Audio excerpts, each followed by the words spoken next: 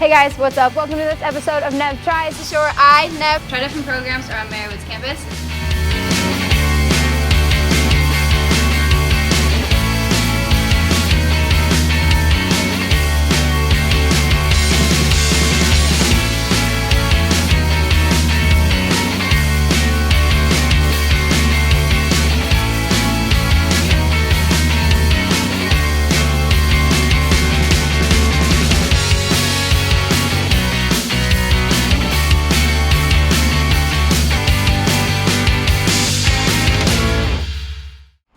What's up? Welcome to this episode of Nev Tries, the show where I, Nev, try different programs around Marywood's campus. Today I'm at McGowan, which houses our education and psychology departments, and I'm meeting up with senior elementary education major and Spanish minor Julianna Cotroneo to teach me how to teach. Let's go. Today I'm here with Julianna Cotroneo, who is a senior education, elementary education major and a minor in Spanish. So, what got you into wanting to be a teacher in the first place? I always loved learning, and I played school a lot as a child, but I don't know, I always loved learning and like helping my little brother do his homework and helping other kids in the class like if I could. So it was always just something in me that I wanted to do, and yeah, there was no other job that I ever wanted except teaching. What made you decide that you wanted to teach elementary as opposed to secondary ed or then like higher ed? With elementary ed, there's so much more that goes into it than just content. You're teaching them how to read and do basic math things, but you're also working on behaviors and social emotional skills as well and motor skills. So there's a lot that goes into it, so it's very rewarding beyond just the academics of it. Okay. And then so if you knew that you didn't want to be a Spanish teacher or anything like that, where does the Spanish minor then come into play? A lot of schools nowadays have so many students that speak Spanish, so I would love to have students in my class that may primarily speak Spanish, but I could help them because I can speak Spanish with them and eventually get them speaking English, but helping them, understand what's going on while they're trying to learn how to speak English, because it's scary to go into a classroom and you can't understand your teacher or any of your peers. So to be able to provide that comfort, and also for the parents too, to communicate with them, because there are kids that speak English but their parents may not. So to be able to provide that help to communicate how their child is doing is crucial. So then you decided you wanted to go to school for this. What made you choose Marywood? Marywood's education program is very, like everybody knows, it's a very good program that it really prepares you for the real world. Their biggest asset is the field experience. I was out my spring semester of freshman year just doing observation, and like my junior year in the spring, I was in a school 3 days a week, the full day, teaching lessons. I had an excellent cooperating teacher, which is like the teacher that, like the classroom I was in. She allowed me to teach I was essentially like student teaching without doing the planning. I was teaching all day. I went back and student taught with her. In the fall of my senior year, I was doing the same thing, Monday, Wednesday, Friday, all day. And I had another great cooperating teacher. It was the same thing. I was basically teaching without having a lesson plan. And by the time student teaching rolled around, I was so prepared for it. So that's what I'm doing now, and it's going really well, thanks to all this field experience. Oh, good. Explain the different levels of field experience. So freshman year, it's 3 hours a week. There's really nothing. You just kind of go in. You can really sit and just take notes if you want. You should try to, say to a teacher, hey, what do you want me to do? Can I do this, that, whatever. Most of the teachers will throw something at you because an extra set of hands is awesome. Sophomore year for me was a little skewed with COVID, but it's practicum, and I believe you're in a placement 2 days a week, and you're doing like maybe one lesson a month. So you're kind of like getting your feet wet with teaching, but it's not like the end of the world if it doesn't go well, because it's the beginning. And then junior year, the fall semester, you don't necessarily have to do a placement. You can just kind of pick if you want to or not, but it's kind of a catch-up semester in case you're behind. And then the spring is when you do block. So for me, it was 3 full days a week. So I was in second grade, it was great. And then in the fall of your senior year, it's the same thing. It's block, 3 days a week, all day. And then now I'm student teaching. What do you think it takes to be a teacher? What characteristics do you think you have that you're like, this is the role for me? You have to have a lot of patience. But you have to have the passion for it. It's a lot of work. It's not just planning your lessons. You're worrying about these students they're like I said before, their behavioral issues, what their home life situation is. There's a lot that you have to be responsible for. So you have to want to be there and want to get to know these kids, because building a relationship is crucial. If you don't make your kids feel like they're capable, they're not going to learn, and they're not going to want to learn. You have to build them up and make them feel that they are able to be successful learners. Okay. And then what skills do you think you learned from teaching that you just apply to your everyday life? I think being more understanding of people. Like, you go out in public and you see a kid crying, but then like you might think, what's their home situation, what's going on? Like, I don't know, I feel like you think more, you're just more understanding and of people around you, and yeah, being more patient, and I think just being kind to people, honestly, because you cannot be miserable. So then, like, what do you think's next for you? Talk about, there's a placement, not a placement, but like a test you have to take to get your certification, right? Yeah, so okay, tell me about that. Elementary majors have to take a test, and it certifies you pre-K to 4, so preschool to 4th grade. So I took that already. It's about child development things, and then there's more like reading and literacy, and then like math and science. So that's all on that test. And then you can take more. Like if you're special education, there's another test for that. I want to take a test that certifies me to 5th and 6th grade as well.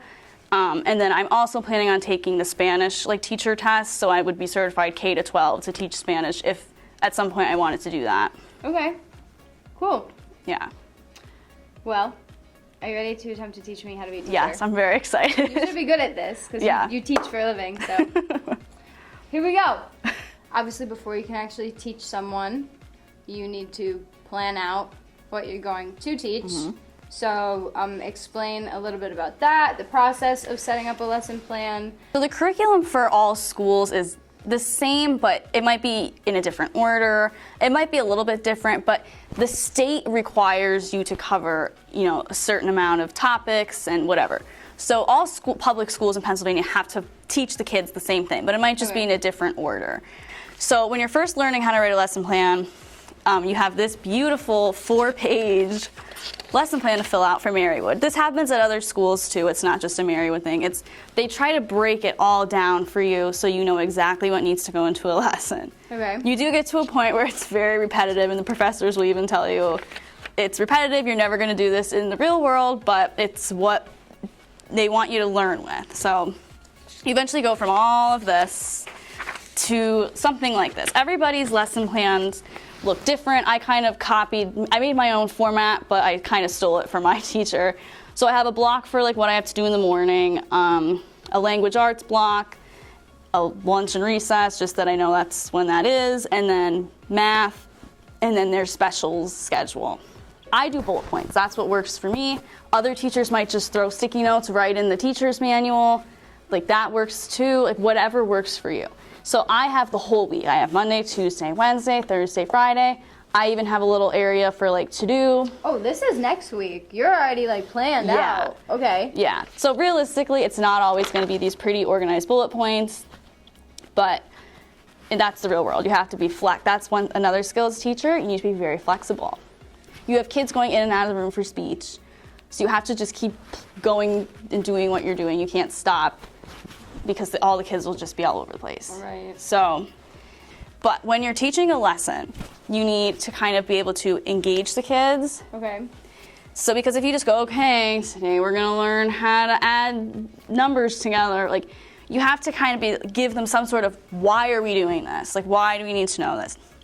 So you have something fun, or just kind of, this is why you need to do this. Right. So especially if you can be we do this in the real world, then there's that, okay, this is why I need to do this. Then however you're gonna do it, and then you need something at the end so that you know that they understand it, or if they don't, who doesn't understand it, so you can give them additional support. Okay. So the lesson that I love to teach for some reason is telling time. Okay, that's very practical. It uses that real world. I think that's why I like it so much, because it's a real world skill. So you need to engage them. You could just ask, there's the clock. Do you know how to tell time on that clock? Because kids are always, when is lunch? When is recess? When are we going home? But they can't tell time, so they don't know. Right. But you can be now you're going to be able to tell. You're not going to have to ask me.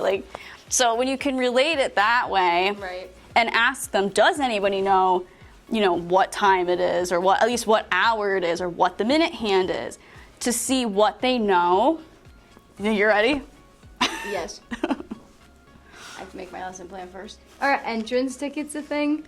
That's a good way to gain background knowledge. If they know telling time already, or if they don't. Or it's just a good to see how they were at the beginning of the lesson, to see if they understand it more now at the end. Like if you did an entrance and an exit. I wish there was a telling time book. Today for language arts, we're reading How High Can the Dinosaur Count? Wait, that's Okay, a good math book. Okay, so actually, wait a minute. As a film major, I know transition. So my transition is going to be how high can the dino count? Because it's both. For math, after our transition book, we're going to be telling time. Hell yeah. Do you think I'm ready to be a teacher? Yeah, I think so. Okay, perfect.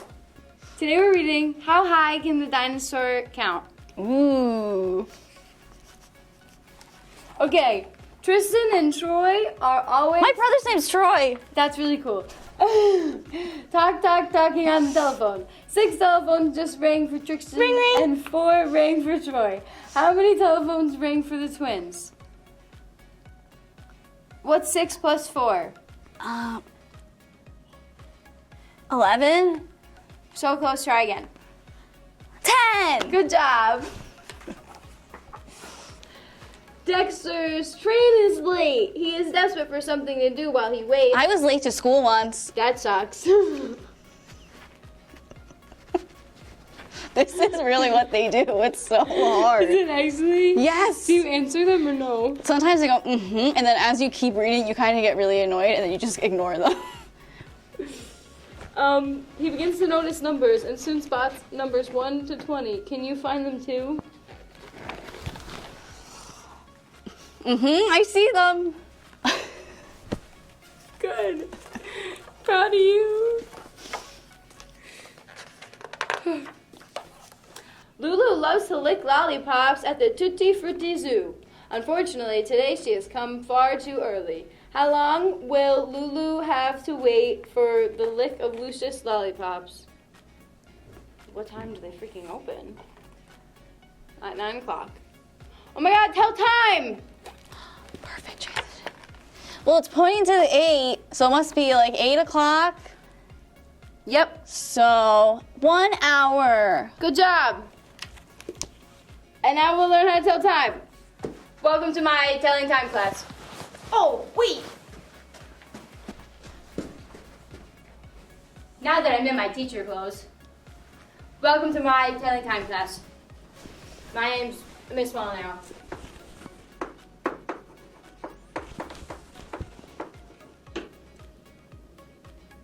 Okay, I'm gonna draw a clock, and then I'm gonna have my student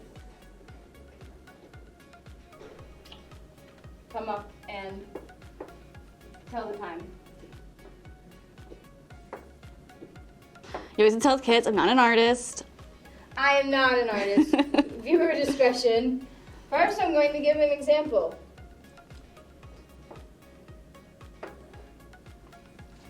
This would be 12:30 because the minute hand is longer than the hour hand. So the hour is 12 and the minute is 6, which this goes by 5s, kids. Julianna, come up to the board. Can you do 10:45? Okay, let's see.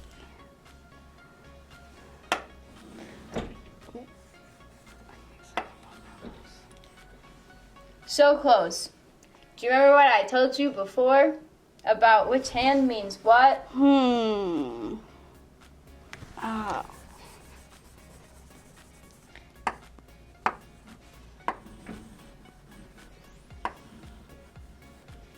Yay! Yay! That's actually all I have for my lesson. I think it was a good lesson. Do you? I think, Critique me. okay, we need a little more instruction Because some kids will get the idea, okay, you're telling me 9:40 or 10:45, here's my 10, there's my 45 matched up. They're not going to know what hands go where. And then some kids aren't going to understand it at all. Okay. Thank you You so always much need for it. the constructive criticism. I appreciate it. It's important. It helps you learn. Thanks for having me and listening to me of ramble course. about teaching. Thank you so much for letting me try teaching with you Of and course. teaching me how to teach. Mm-hmm. Yeah. Thanks. Bye. Bye. As I'm sure you've learned from watching this video, I cannot stay serious long enough to be a teacher. However, I did learn that teachers are superhumans. Throughout the course of trying teaching, I learned that there's a lot more that goes into teaching children than I thought. You need to have passion and a lot of patience, on top of all the prep work teachers do that's outside of the classroom. Although I am not cut out to be a teacher, I still had a lot of fun trying. I hope this episode gave you a glimpse into what your life could be like in Marywood's education program, and I'll see you next time on Nev Tries.